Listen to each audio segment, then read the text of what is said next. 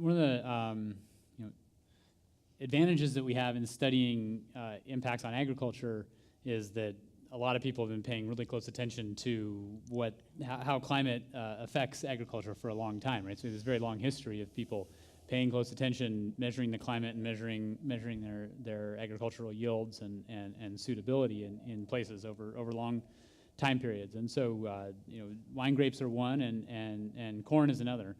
And we know from work that others have done, taking huge amounts of data from the United States, looking at how yields vary from year to year in different places. And it's clear that corn yields are very sensitive to severe heat, and this more recent work on the kind of this big data approach corroborates what's been seen in the lab for a long time.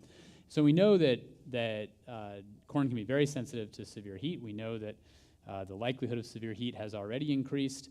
In many parts of the world, we know that it's very likely to increase further with each increment of global warming. And what we've seen in our work is that when we look out over even the 2 degrees global warming target that the UN has set, even with so that's another degree Celsius above what we've had now, we're still likely to see increasing severe heat over the Corn Belt in the United States. And that's the result of that is likely to be increasing occurrence of supply-side shocks. So more and more low yield years in the U.S. Corn Belt.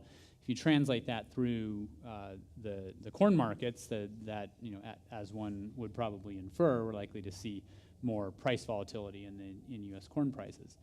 So in that work, we've also identified potential for adaptation, how much increased heat tolerance would be required. What would the geographic distribution, where would you find the equivalent Corn Belt climate in the future? And it moves as you'd expect, northward and as global warming occurs. And I think similarly, you know, we've heard in response to this work and related work that, well, yeah, you know, seed breeders are working on that, and people are already looking at other locations. And so I think the question again is really about the intersection of these different dimensions. If we look just at the physical hazard, if we look just at how often does severe heat occur, then you know, we see the effects of that dimension. If we overlay that with what can people do in terms of their exposure and vulnerability, there's a lot of opportunity to manage the risks that we are experiencing now and manage the risks that we're likely to see in the future.